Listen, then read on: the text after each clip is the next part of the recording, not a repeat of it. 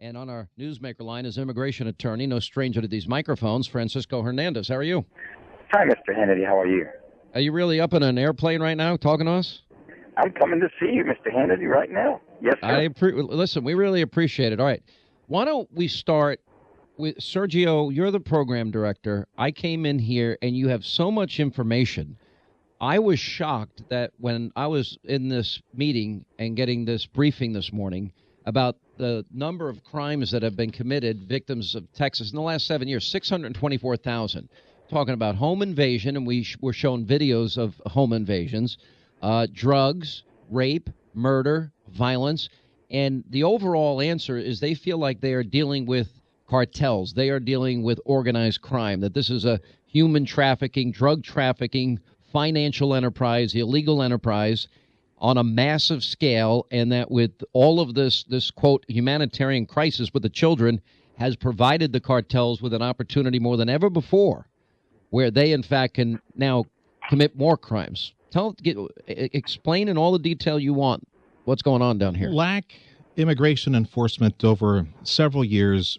If you do not enforce the law, you're going to have a culture of lawlessness. Now, let me put it into perspective, though, because that is a daunting number that you share. And we see those numbers.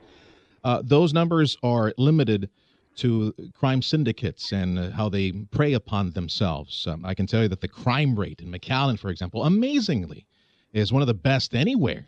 We're safer here than in San Antonio or Houston. It's amazing per capita, the crime statistics. They did break down the crimes that were perpetrated. Those numbers were all of Texas, but the crimes and the percentages committed by illegal immigrants are in the 40% because range. They leave this market, then they wind up in Houston, they wind up in major markets like that. And that's just the issue of illegal immigration. And let me go back to the reason that you and I are talking here today. Had it not been for an amazing surge of illegal immigration the past several months from Central America, they've gotten wind over the past couple of years, and we've seen the trends. A couple of years back, there was several thousand, about 7,000 or 8,000 illegal immigrant kids that were brought to this country, that came to this country on their own. That number went north at about 20, 30 the year after that. Then and this year it's going to be closer to 90. Children coming to this country alone, they have gotten wind back in Central America that there is a loophole in this country allowing these children that are OTMs, other than Mexicans. Mexican kids, they get kicked back immediately to Mexico. Central Americans, Africans, everyone else, they can show up and surrender to the Border Patrol. Hey, we're here. Take us into custody. Oh, by the way, I've got an address here of an uncle and aunt or somebody that you can hook me up with somewhere up northeast. At the moment, all these kids that are showing up by this or they get held at Lackland. Or they get processed, and then they get a court date 6, 7, 8 They're months not going to show up for that never court show date. up. They're not going to show up for that court date. And so with this information, which is not misinformation, it's true to a certain degree, the president has the bully pulpit and should be using the bully pulpit to tell Central America, do not send us your children by themselves. It is dangerous to trek across Mexico. There is a huge untold story here, Sean, that has not been told, of the thousands, potentially thousands of kids that have not made that trek, that have died, that have been absorbed by the crime element in Mexico. They had a Dallas TV report last night. Unmarked graves, ranchers, literally, that have had to bury bodies that they found on their land of in many cases, children. The president needs to tell Central America, stop sending your children on their own. Stop sending your family units, your women, and your children. It is dangerous to trek across Mexico. You will be caught, and you will be deported. We will close this loophole immediately. And unless he does that, the president himself, I don't see this stopping anytime soon. That's why we need you at the bully pulpit to remind America, to tell America, this is what we need from Washington. We need this loophole closed. We need them caught and sent back immediately. That's what we need right now. Francisco, you and I have been in agreement on some issues at odds with other ones. Don't you agree that loophole should be closed, that these kids should be sent back? I mean, we can do it in a humane way, a compassionate way. We can get them an airline, perhaps even charter airlines, and reunite them with their parents, which, by the way, is where they belong. Mr. Hannity, I was on your show when I said President Obama ought to force the presidents of every respective country to come up and pick up their future. However, we can't sit here and argue that bully pulp is going to work on drug cartels, which have apparently purchased a train But we have an ability to find out who's on those tracks, and we can stop that train. When we talk about enforcement at the border, the offense or the event has already occurred. We have to prevent it at the source. At the border, all we can do is react. And you know what? We're America. Well, that means if the president is going to spend $3.7 billion, then we've got to look at where those resources are going to go. Now, I spent a lot of time with the Border Patrol today and with agents on the front lines. And if you give them the resources, they are more than confident. And by the way, that also means predators and predator drones and obviously intel and technology as part of the equation and some fence building in areas, strategic fence building, as Governor Perry suggested, or a virtual fence where nobody can get through and we can see every nook and cranny of the border and know if somebody's coming along. But the idea is once we catch you, it shouldn't really take long to send you back from where you came from. And once that message gets out. You know what takes the longest? The bully pulpit can work in making each respective country send consular processing. The delays are being caused by inability to get the proper travel documents to return to the country. I was glad to have the time with Governor Perry today. I mean, I feel kind of honored that we had planned this in advance before all these events started happening. But with all due respect to me, I mean, the president should have been on that helicopter and out on that boat with Governor Perry and not me. Unless the president wanted me to hang out and tag along, which I doubt. Boots on the ground. Yeah, exactly. All right, let me go to Daniel Garcia. You're actually a pro illegal immigrant reform guy. That's the way Sergio described you. The Libre Initiative has been advocating for immigration reform. Yes, sensible, strong amnesty. Security. Amnesty. Well, we need to address the 11 million that are here. How about the visa reform? Let me ask you a question. If you're out on a boat, and I was out in a very rainy boat, you got to get a little closer to your mic too. Sure. If you're out on a boat and your boat starts taking on water, what's the first thing you're going to do? You're going to stop the hole. Plug the hole. Right. Okay. First thing, Sean, I don't think anybody's against border security. In fact, Latinos in general are for border security as well. Our point is that you also need to address the 11 million that are already here. But there's no. Let's strengthen the border. We have tens and tens of thousands of people just this month crossing the border.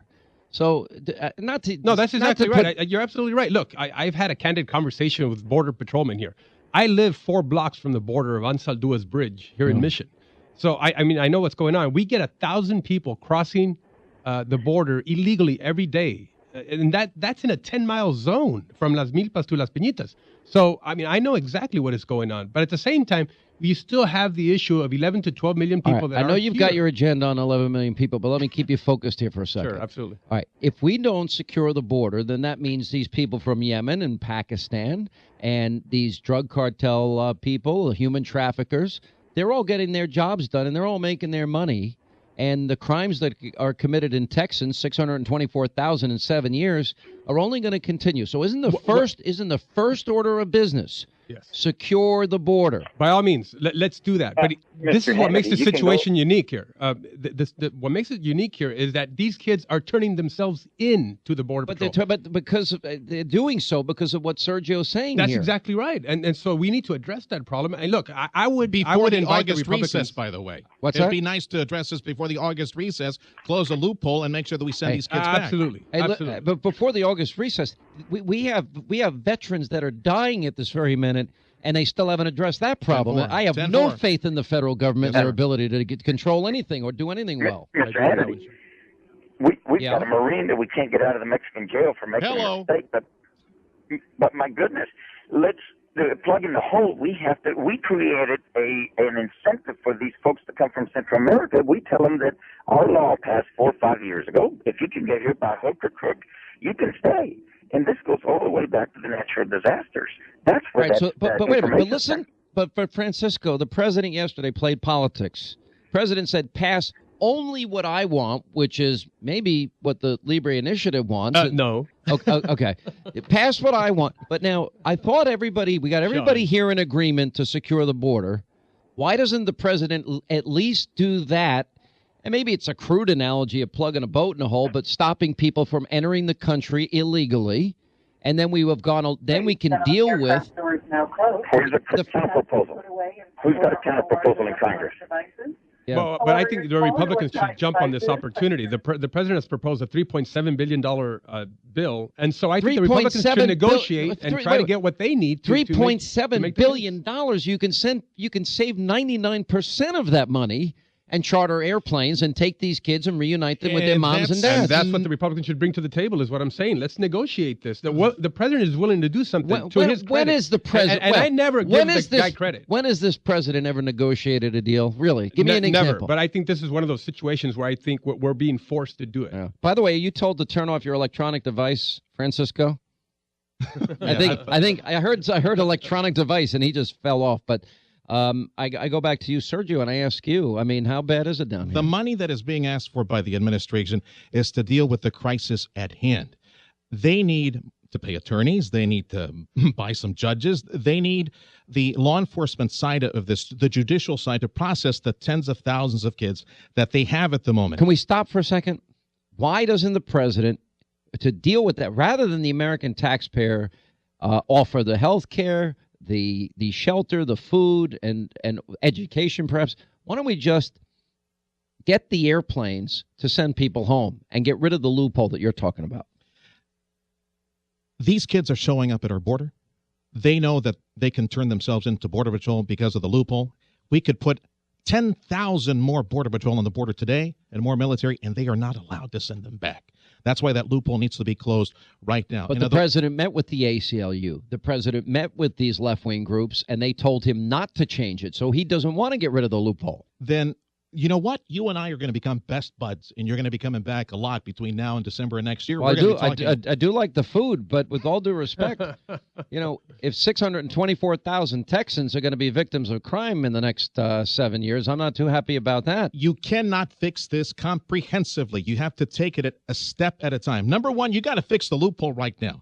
You got to send the kids that have come to this country illegally. You have to send them all back. It's going to take years to process all of these kids because you need to ramp up the hiring of attorneys and judges to get these kids kicked out. Then you need more Border Patrol on the U.S.-Mexican border to secure this border. You need the equipment of the personnel to do that. Then after that, another piece of legislation to fix the broken visa problem that we have in this country that allow terrorists to come in. Then after that, then and only then, do we start talking about what to do about the 11 or so million people that are in this country illegally. Step by step, one thing at a time, not some hodgepodge mess that, for example, like Obamacare, that they try to do everything at once. We need to take a step at a time. We can address the issue of immigration reform. Are you really just a program director, or do you do a show? Yes. Oh, you do. You're a on-air program director, and the janitor. Listen, I've worked in too many radio stations over the course of my life. I'm saying, well, there's no way this man's not on the air. Daniel Garza, you keep going back. I think he's right. You've got to start. You've got to control the border, hire the agents, virtual fence, completely physical fences. The only thing I would say to that, and it needs to be said, that these are children who need to be attended to.